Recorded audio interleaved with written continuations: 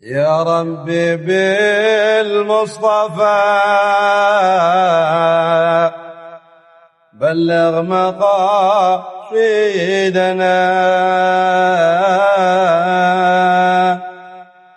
يا ربي بالمصطفى بلغ مقاصدنا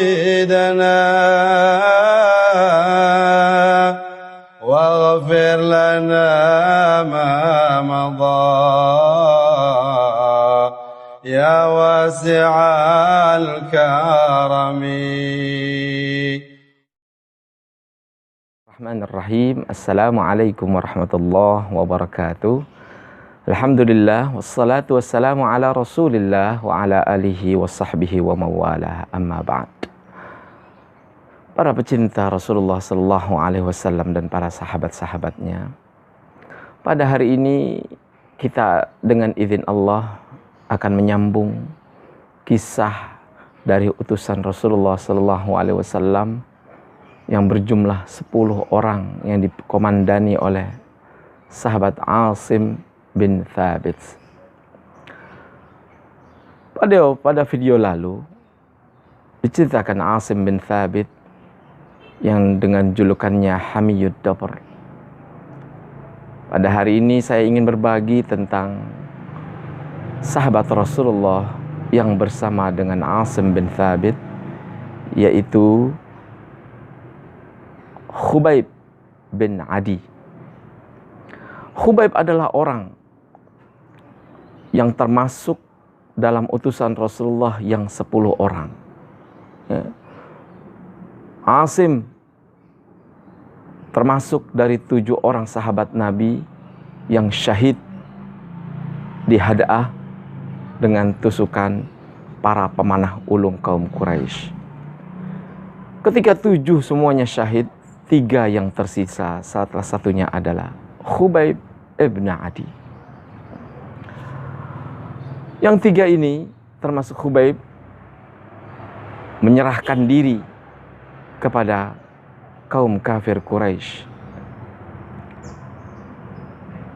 Diseretlah 3 orang sahabat Rasulullah, namun di perjalanan yang bernama Tariq bin Abdullah syahid disebabkan karena panah yang menembus dadanya.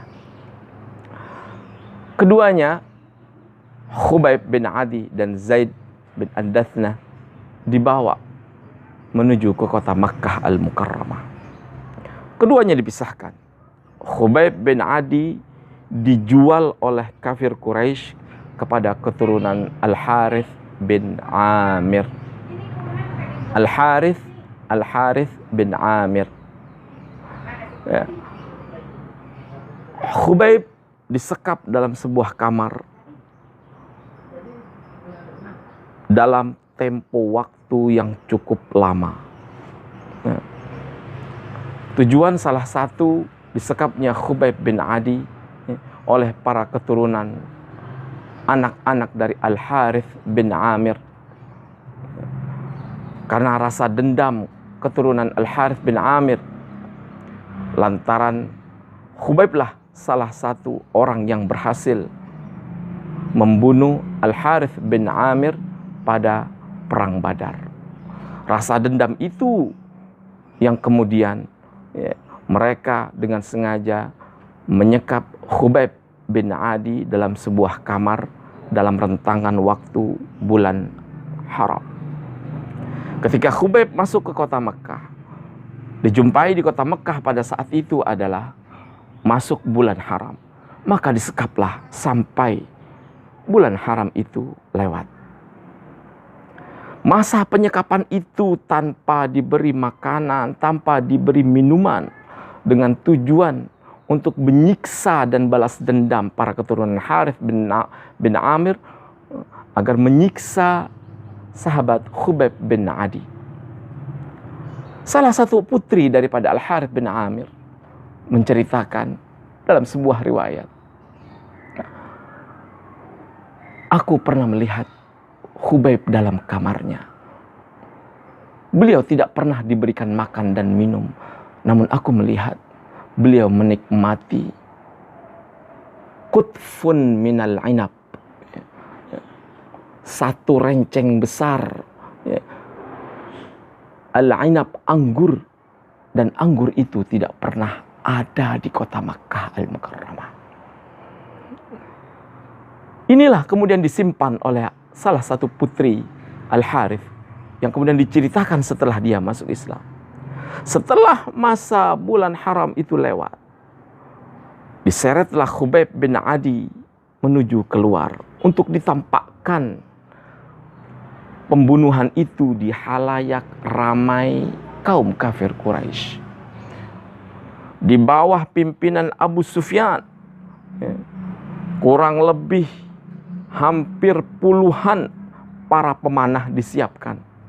Sang Abu Sufyan yang saat itu masih dalam keadaan kafir memerintahkan pada pemanah, tujukan panahan kalian kepada tubuhnya Khubayb bin Adi, namun jangan sekali-kali ditujukan kepada menuju kepala, dengan tujuan penyiksaan yang begitu sangat pedih. Namun sebelum panah itu dilemparkan, Abu Sufyan menawarkan kepada Khubayb, "Astahlifuka ya Khubayb, aturidu an takuna aminan fi baitika wa yahullu makanaka sahibuka Muhammad." Wahai Khubayb, ada sebuah tawaran menarik yang aku berikan kepada engkau. Engkau akan hidup tenang dan nyaman di keluargamu bila mana engkau rela menempatkan Muhammad di tempatmu saat ini. Khubayb dengan lantang menolak, "Aku tidak akan pernah ikhlas dan ridha mengganti posisiku kepada Rasulullah Sallallahu Alaihi Wasallam." Abu Sufyan pun akhirnya menundukkan kepalanya. Tak pernah aku lihat pengikut seseorang yang begitu sangat cintanya kecuali Khubayb ibn Adi kepada Rasulullah Sallallahu Alaihi Wasallam. Akhirnya ketika permintaan itu ditolak, Abu Sufyan kembali bertanya, "Adakah permintaan terakhir sebelum engkau mati di atas puluhan panah-panah yang begitu sangat menyakitkan tubuhmu?" Khubayb pun menjawab, "Berikan aku waktu untuk salat 2 rakaat." Salatlah Khubayb ibn Adi. Setelah salat 2 rakaat, dia mengangkat tangannya, "Ya Allah, bal inni ballaghtu risalatak." Aku telah menyampaikan risalahmu. "Balligh salami ala Rasulullah sallallahu alaihi wasallam ma ana fi." Tolong sampaikan ya Allah salamku kepada Rasulullah, apa yang terjadi saat ini kepadaku. Allahumma ihsihim adada. Ya Allah, hancurkanlah mereka. Allahumma ihsihim adada. Allahumma la tubqi ala ahadim minhum ahda. Ya Allah, jangan kau sisakan mereka untuk hidup di dunia ini. Wa farriqhum badada. Ya Allah, pecahkanlah persatuan mereka karena mereka telah menolak risalahmu. Setelah itu kemudian Khubayb bin Adi dengan hidup diletakkan pada sebuah jaz'ah minan nakhl. Taslib, disalibkan dalam keadaan hidup. Kemudian dilancarkan, dilepaskan kepada dia puluhan daripada panah-panah yang beracun. Syahidlah Khubayb bin Adi. Namun doa yang diangkat oleh Khubayb didengar oleh Allah Subhanahu wa taala. Dan malaikat Jibril pun datang kepada Rasulullah. "Ya Rasulullah, inna Khubayb ibn Adi ballaghas salam ilaiku, alaikas salam ya Khubayb." Malaikat Jibril pun memberitahukan kepada Rasulullah kondisi Khubayb ibn Adi yang telah syahid di atas panah-panah yang begitu sangat meracunkan dan menyebabkannya wafat. Akhirnya Rasulullah menghadap para sahabat-sahabatnya. Man minkum yunazzil Khubayban min jaz'atihi falahul jannah. Barang siapa di antara kalian yang mau melepaskan Khubayb ibn Adi dari salibnya, maka baginya adalah surga. Ana ya Rasulullah. Az-Zubair bin Awam orang pertama kali yang mengangkat tangan. Kemudian Miqdad mengangkat, ana Rasulullah. Saya juga ya Rasulullah. Aku numa'ah. Aku akan bersama Zubair. Langkahlah mereka bepergian malam itu. Setiba mereka di Makkah Al-Mukarramah, tepatnya di daerah Tanaim, dilihat Khubayb disalib, ya, dijaga oleh 40 orang kaum Quraisy. Namun dengan keahlian Az-Zubair ibn al-Awam dan Al-Miqdad, ditemukan Khubayb setelah 40 hari disalib, darahnya masih mengucur dengan segar. Dari tubuhnya keluar rihul misk, bau kesturi yang bisa dicium siapa saja yang lewat. Dibawalah oleh Zubair, dimasukkan ke dalam kuda. Bepergianlah mereka untuk kemudian membawa Khubayb menuju Rasulullah SAW. Namun di perjalanan terciumlah bahwasanya Khubayb telah hilang dari tempat salibnya. Dikejar dengan mengejar Khubayb, Zubair dan Al-Miqdad kurang lebih 70 pasukan kuda. Tersusullah Az-Zubair bin Awam begitu melihat ke arah belakang. 70 pasukan kuda siap menyergap Az-Zubair dan Al-Miqdad. Diambil jasadnya Khubayb bin Adi oleh Zubair bin Awam, kemudian dilemparkan ke tanah. Setelah dilemparkan kemudian dilihat oleh Zubair, tanah pun mengambil jasad Khubayb bin Adi secara lembut dan menutupnya tanpa bisa terlihat lagi. Ibtala'atul ard. Tanah itu kemudian dengan izin Allah menggumpal dan menutupi jasad Khubayb, kemudian tidak bisa terlihat lagi oleh siapapun.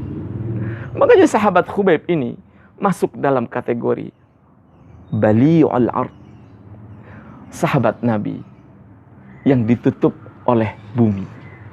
Bahkan ada sebagian sejarah yang mengatakan dafinul malaika, jasadnya Khubayb ini adalah sahabat Nabi yang dimasukkan ke liang lahat oleh para malaikat.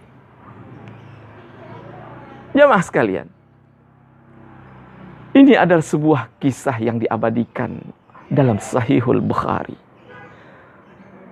Karamah yang ditunjukkan oleh Allah Subhanahu wa Ta'ala kepada sahabat-sahabat Rasulullah yang ikhlas, teguh dan istiqamah dalam menjalankan li'a'la'i kalimatillah.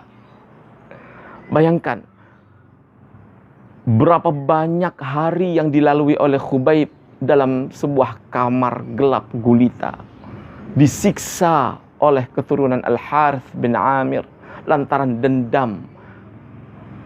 Khubayb adalah orang yang berhasil menewaskan para petinggi Quraisy, yaitu Harith bin Amir. Namun di tengah kesulitan, di tengah kelaparan dan kehausan, disekap dalam sebuah kamar yang gelap gulita, Allah masih memberikan makanan berupa unqud minal inab, sekerenceng kurma, sekerenceng anggur yang belum pernah ada di kota Makkah Al-Mukarramah. Bintul Harith akhirnya meriwayatkan setelah dia masuk Islam, sungguh karamah yang diberikan oleh Khubayb bin Adi salah seorang tawanan yang begitu sangat mulia akhlaknya. Aku lihat dia mendapatkan rizki. Laqad razaqallahu lahu rizqan hasana. Sungguh aku telah melihat Khubayb telah diberikan rizkinya oleh Allah Subhanahu wa taala. Ya mas sekalian, innal ladzina qalu rabbunallahu tsumma istaqamu tatanazzalu alaihimul malaikatu alla takhafu wa la tahzanu wa abshiru bil jannati allati kuntum tu'adun. Orang-orang yang beristiqamah, janganlah gentar dan takut, karena Allah akan menolong mereka dengan mengutus utusannya para malaikat, melindungi dan memberikan keamanan untuk mereka. Ini singkat yang saya bisa berikan. Mudah-mudahan banyak manfaatnya. Hadanallahu wa iyyakum ajma'in. Assalamualaikum warahmatullahi wabarakatuh. يا ربي بالمصطفى بلغ مقاصدنا